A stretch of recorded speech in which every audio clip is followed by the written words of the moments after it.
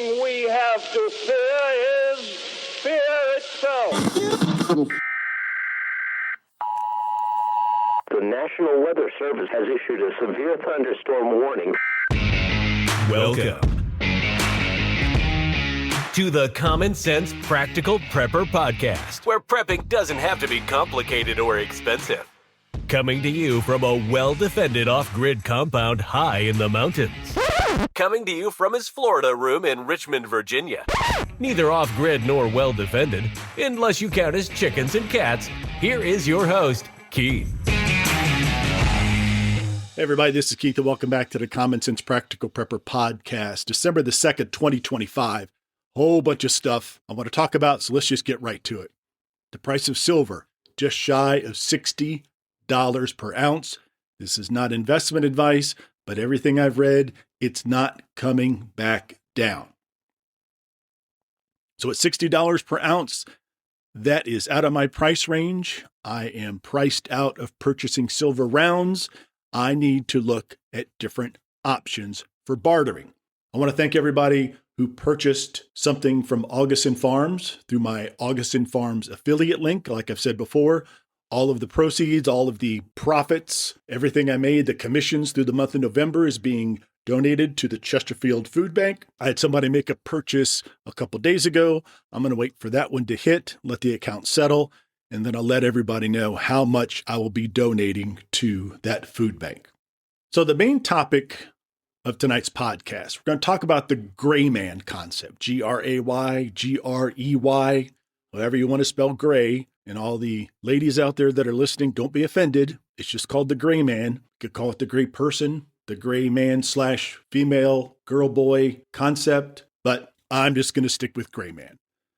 So the gray man concept is a person who could walk through a riot, a roadblock, an evacuation line, or even just a sketchy gas station at 2 a.m., and 5 minutes later, nobody can describe him or her accurately. Not because they're wearing a disguise, but because absolutely nothing about this person really stands out or trips the brain into saying, hey, we should pay attention to this cat. So 3 things make this happen. The gray man matches the visual baseline of wherever he is. Construction boots and a high-vis vest in a neighborhood full of contractors, practically invisible. Some guy in plate carriers and Oakleys, you're a target. Number 2, he controls his silhouette. No square armor bumps, no molly webbing flapping around, no knife clipped to your belt, and nothing poking out that basically announces who you are. The gray man avoids 3 things that the human brain remembers best: bright colors, big logos, and brand new shiny stuff. Your brain will remember the guy in the screaming yellow North Face jacket, but it completely forgets the dude in the 10-year-old faded Carhartt. Real world proof? Ask any cop, ask me, who's taken witness statements before, or any criminal who's done a few lineups. I've been on dozens or hundreds of calls. There's a robbery, an assault, a shooting, plenty of witnesses, and I get there 5, 10, 15, 20 minutes later, and you would be surprised how these descriptions vary. If they can't describe you 30 seconds after you're gone, then you've won. No ghillie suits, no fake beards, no dramatic limp, just deliberately being boring. That's it. Once you lock in that being boring is a good thing and making boring gear choices, you're well on your way to being a gray man. So here are the only 5 rules that I actually follow when I'm building a gray loadout. Number 1, match the baseline of the place you're actually in. Are you in the suburbs? Carhartt, Duluth, Dickies, college town, thrift store hoodie, beat up Vans, rural, out in the country?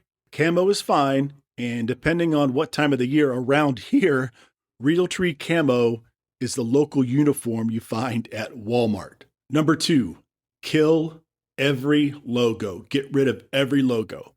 One giant Patagonia flower or a 511 patch is a walking advertisement. Use black electrical tape, Sharpie, or just buy something logo-free in the first place. Number 3, Nothing looks brand new. New white sneakers scream, I just bought these sneakers for the end of the world. Scuff them up, wash them twice, leave them in the sun for a few days. And I know everyone's like, I just bought these shoes. They were $120. I'll be damned if I'm going to scuff them up. Again, we're building a gray loadout. Number 4, carry what the locals carry. In my particular area, in my county, a beat-up Carhartt backpack, or a $12 Walmart book bag, a canvas Aldi bag, one of those reusable grocery store bags you get from Kroger, a canvas Home Depot tool bag, same effect. Number 5, if the only colors available are black, coyote brown, or ranger green, or multi-camo, pass on those. That stuff is designed to scream, I'm an operator, I know what I'm doing, prior military. It does not help you disappear in plain sight.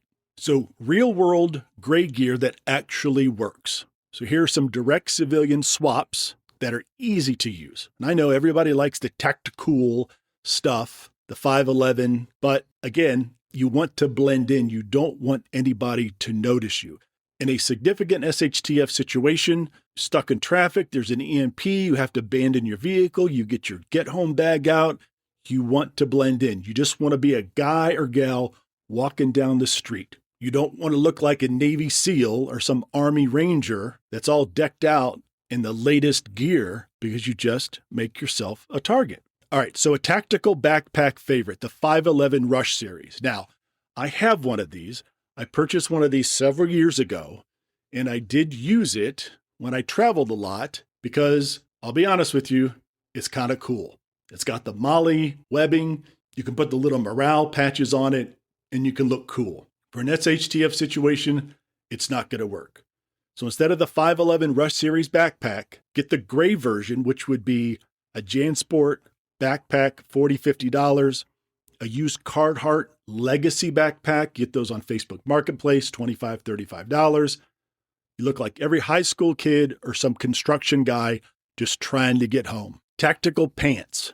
Anything with 17 zippers and 252 pockets are tactical pants. As I sit here with a pair of tactical pants on. The gray version, Duluth Trading Company Fire Hose Flex Pants or Wrangler Riggs Carpenter Pants. Plenty of pockets, but you kind of blend in a little bit better. They're built like iron. They're worn by every plumber and electrician in America. A shirt, a tactical shirt, Velcro soft shell. The gray version, a Columbia Silver Ridge long sleeve fishing shirt in the summer, or just a plain old Patagonia nano puff with the logo Sharpied out for winter. No Velcro, no noise. Your belt. There's tactical belts, battle belts, and they do serve a purpose, but we're trying to blend in. The gray version, just a plain brown or black leather belt from Target and a $12 Core, K-O-R-E, Essentials ratchet buckle. Again, it works well and it doesn't scream, I'm a Navy SEAL. Those belts are robust enough that you can use it inside the waistband holster, and you just look like every other dad walking in and out of Home Depot. Boots. The tactical boot version, the Salomon Speed Lace, the fancy 511 boots, the gray version, Red Wing, Iris Setter boots, or even the $40 Ozark Trail Hikers you can get for a Walmart. Scuff them up, doesn't scream tactical, just regular old boots. A watch. Don't get the tactical watch with the paracord bezel. The gray version, a $30 Casio or some matte gray G-Shock watch. Just a little digital watch. Literally, every janitor, mechanic, and terrorist on the planet has worn one of these. Your hat, whatever contractors are wearing, just a plain old hat. You don't need a tactical hat. You don't need a Kevlar helmet. Just a beat-up Carhartt beanie or just a plain old ball cap. Something you should have in your get-home bag anyway. No patches, no morale patches on it, no Velcro, no Molly webbing. Just something very plain. Now, this is very easy to talk about, but it can be difficult. Here I am sitting in a pair of tactical pants that I wore to work today. I do have I don't know if it's a tactical jacket or not. It's kind of an army green, OD green. It's got a few zippers on it. It's a super warm jacket, but that's not something that I have in my get home bag. That's something I wore to work today. 65 degrees in my office, but that's a different story for a different day. So again, the whole thing about the gray man concept is just blending in. I've talked about the backpacks in previous podcasts. You just want to be plain Jane. You don't want to stand out. You don't want people to look at you and say, this guy looks like a Navy SEAL. All decked out. He's got a firearm more than likely. This is someone that has what I need, whether it's a knife, a firearm, food, water, again, depending on the situation. And while we're talking about backpacks and go-home bags, at work I wear a pair of tennis shoes. Well, today it was raining, sleeting, and we had a little bit of snow here in Richmond, Virginia. If something was to happen and I had to abandon my vehicle and grab my get-home bag 50 feet and my feet and socks are soaked. So I need to find a gray man set of boots, wear them around, and throw them in the back of my Jeep to make that part of my get-home bag. I love hiking. I have old hiking boots. I think I should be able to find them because I rarely throw those away. They're probably somewhere deep in my gear closet. So I'm going to have to look for those if they're not all covered with spiders and bugs, or I may just have to purchase another set completely. And again, it'll probably be just some knockoff like the Ozark Trail. I'm not too worried about the boots per se. I'll get a nice pair of hiking boots, something that's comfortable, something that'll keep your feet warm, and something I'm not going to spend $250 on for sure. But I think of all of the tactical gear versus the gray man loadout, probably the boots would be something I would probably cheat on a little bit. I think with the ball cap, regular old backpack, the pants, the shirt, the hoodie, I think that would give off enough of the gray man vibe that if I had a decent pair of hiking boots, I don't think anybody's going to key off of those. I don't think they're going to look at me and go, oh, he's a gray man. Oh, wait a minute. Check out those boots. That guy knows what he's doing. We're going to follow him. We're going to take his stuff, whatever the situation may be. Again, just something to think about. Like I said, I was writing some scripts out last night, and I'm not sure why this one popped into my head. It's something I've thought about before, but with everything going on in the world, and you have your get-home bag, your go bag, your bug-out bag, having the gray man gear and embracing the gray man concept really wasn't at the top of my list, and it makes sense. For my get-home bag, I want to have my knife, my pew-pew, aka firearm, my clothes, paracord, fire starting kit, all the other things, the InReach Mini 2 communicator, all the things I have packed into that get home bag. And the last thing I'm really worried about is the boots. Again, just something to think about. All right, folks, I appreciate everybody coming by and listening to me rant. Not really sure what silver's going to do, but it's priced me out of the market. I do not have the discretionary income for $60, $62 once you pay for the premium at your local coin store. I don't have $62 to spend on a 1 ounce plain old silver round. That has just priced itself out of my budget. If it comes down, which I don't think it is, maybe I'll look at it again.